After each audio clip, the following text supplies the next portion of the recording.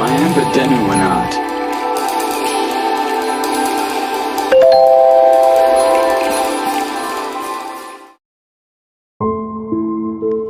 අතීතයේ පායාසිපානි නම් රජ කෙනෙක් සිටියා.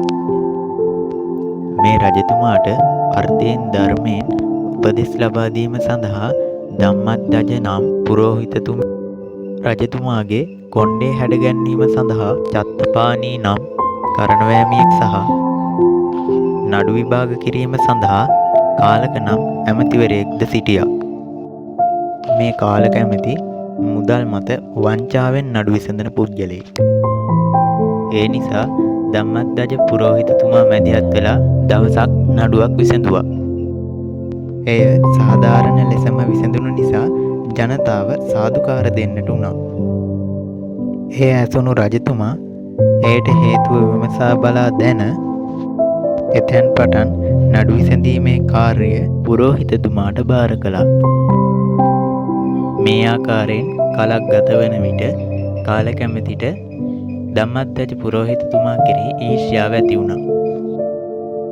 ඒ නිසා පුරෝහිතතුමා මැරවීමේ අදහසින් රජතුමා ළඟට ගොස් රජතුමනි, ධම්මද්දජ පුරෝහිතතුමා නඩු විසඳන මුවාවෙන් ඔබතුමාව මරා රාජ්‍යත් පත් කර ගැනීමට උත්සාහ දරනවා යැයි බොරුවක් පැවසුවා. නමුත් රජතුමා එය පිළිගත්තේ නැත. පසුවදා නඩු විසඳා ගැනීම සඳහා විශාල පිරිසක් පුරෝහිතතුමා හමුවීමට පැමිණියා. ඒ අවස්ථාවේදී කාලක ඇමති රජු ළඟට දිව ගොස් රජතුමනි, ඔබ මැරීමට පුරෝහිතතුමා සේනා සංවිධානයත් කර අවසන් යයි පවසා නඩු විසඳා ගැනීමට පැමිණි ජනතාව පෙන්වුවා. රජතුමා ඒ සත්‍යයක් යයි පිළිගෙන පුරෝහිතතුමා මැරවීමට උපායක් කල්පනා කළා. රජතුමා පසුවදා පුරෝහිතතුමා අමතා මල් පළතුරු වලින් බර උයනක් එක් රැයකින් අවශ්‍ය බව පැවසුවා. ඒ එසේ සිදු නොවුනහොත් මරණ දඬුවම නියම කරන බව පැවසුවා.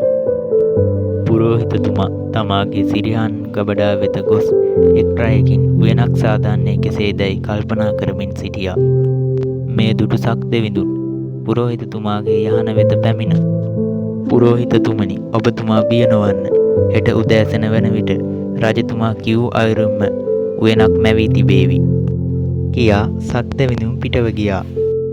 සක්දෙවිඳුන් කිව් ලෙසම පසුදා මල් පළවලින් බර උයනක් මැවී තිබුණා. මේ ආකාරයට රජතුමා විවිධ දේවල් එක් රැයකින් අවශ්‍ය බව පැවසුවා. ඒ සියලුම දේවල් සක්දෙවිඳු විසින් මවා දුන්නා. අවසානයේදී සාදන ලද උයනට උයන් පල්ලෙකු ලෙස ගුණධර්ම 4ක් ඇති පුජ්‍යලයෙකු අවශ්‍ය බව පැවසුවා. ගුණධර්ම 4ක් ඇති පුජ්‍යලයෙකු සොයා ගැනීම අපහසු වන බව දැනගත් පුරෝහිතතුමා රජමාලිගයෙන් වෙන්නේ ජීවත් වීම සඳහා කැලයකට පිවිසුණා. මෙම අවස්ථාවද සක්දෙවිඳු දැක පුරෝහිතතුමා සිටින කැලයට පැමිණියා.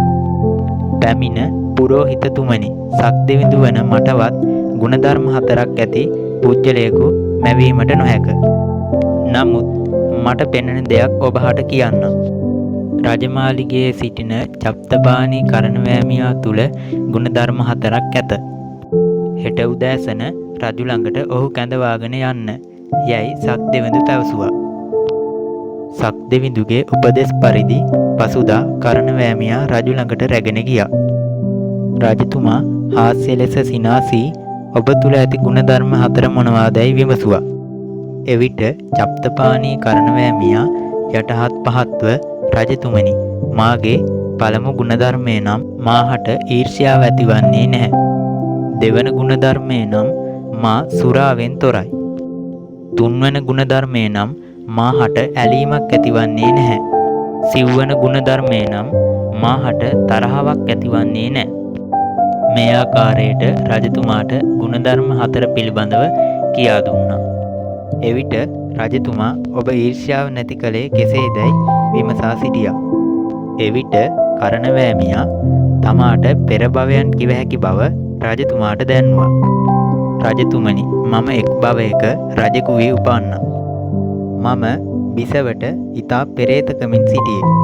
ඒ නිසා අනිත් පිරිමින්හට මම ඊර්ෂ්‍යා කරා. එක් දවසක් යොදුන් 32ක් දුරින් වූ යුද්ධයකට යාමට මට සිදු වුණා. ඒ යන අතරමඟ යොදුනෙන් යොදුන සිදුවන සියලුම දේවල් ලියා හසුනක් පණිවිඩකරුවන් අත යැව්වා.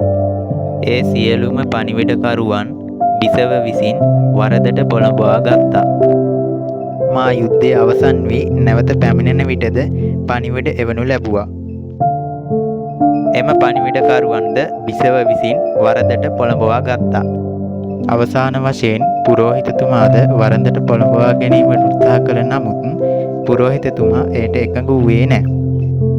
එම නිසා පුරෝහිතතුමාට දඬුවම් කරවීම පිණිස තමාගේ ශරීරය තමා විසින්ම තුවාල කරගත්තා.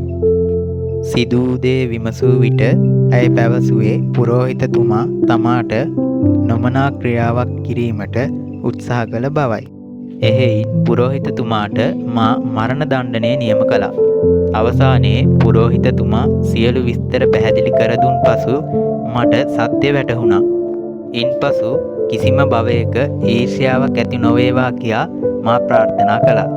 යයි පවසා චප්තපාණී තමා ඊර්ෂ්‍යාව නැති කළ ආකාරය රජතුමාට පැහැදිලි කර දුන්නා.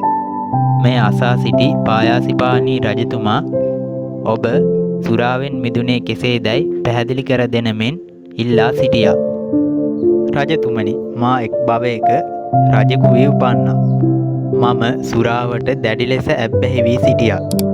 තවද දිනපතා මාංශ අනුභව කිරීමට පුරුදු වී සිටියා. එක් දිනක් පොහොය දිනයක් වූ බැවින් අරක් කැමියා හට මාංශ සොයා ගැනීමට නොහැකි වුණා. එදින මාංශ නොමැතිව මාහට ආහාර පිළිගැන්වුවා. ඒ වන විට මාගේ කුඩා බිලිඳා නලවමින් සිටියා. අද දින මාංශ නොමැති නිසාත් මා බීමතින් සිටි නිසාත් මාගේ කුඩා බිලිඳා මරා කිසීම සඳහා අරක් කැමියාට ලබා දුන්නා. පසු දින මා බීමතින් සිදු කළ දේ පිළිබඳව දැනගන්නට ලැබුණා. එහිදී මා කම්පාවට පත් වී උපදින කිසිම භවයකදී සුරාව හමු නොවේවා කියලා ප්‍රාර්ථනා කළා. යනුවෙන් පවසා තමා සුරාවෙන් මිදුණු ආකාරය රජතුමාට පැහැදිලි කර දුන්නා. මීළඟට රජතුමා තුන්වෙනි ගුණාංගය වන ඇලීම නැති කරේ කෙසේදැයි විමසුවා. එවිට චත්තපාණී රජතුමනි, තවත් එක් භවයක මම කිතවාස නම් රජ කෙනෙක් වී උපන්නා. මගේ පුත් කුමරුට මා බොහෝසේ ආලය කළා. නිමිත්ත පාඨකයන් කියා සිටියේ කුමරා ජලය නොමැතිව මියදෙන බවයි. ඒ නිසා කුමරා යන සෑම වීදියක් පාසාම පොකුණු පින්තාලි ආදිය ඉදි කළා. දිනක් කුමරා ඇතුපිට ඇවිදීමට යන විට පසේ බුදුරජාණන් වහන්සේ නමක් හමු වුණා. උන්වහන්සේ තමා දෙස නොබලපු හේයින් කුමරා ඇතුපිටින් බැස උන්වහන්සේගේ පාත්‍රය බිම ගසා දැමුවා. නැවත ඇතුපිට නැගී ඒමට පිටත් වීමේදී ජල පිපාසයක් ඇති වුණා. නමුත් ඒ වන විටත් පොකුණු පින්තාලිය ආදියෙහි ජලය සිඳී තිබුණා. ඒ හේතුවෙන් කුමරා මියදුණා. මේ පුවත සැලවීමත් සමග මා දැඩිසේ ශෝකයට පත් වී මින්මතු කිසිම භවයකදී ඇලීමක් ඇති නොවේවා කියා ප්‍රාර්ථනා කළා. අවසාන ගුණාංගය වන තරහ නැති කළ ආකාරය විමසූ විට පැවසූයේ තමා පෙර භවයන්හි සිට මෛත්‍රිය වැඩීම පුරුදු කළ ඇති හේයින් තමා හට තරහව ඇති නොවන බව පැවසුවා. මේ සියලුම කරුණු අසා සිටි පායාසිපාණී රජතුමා සිත පැහැදී සාදුකාර දෙන්නට වුණා. සියලුම දෙනාට තෙරුවන් සරණයි.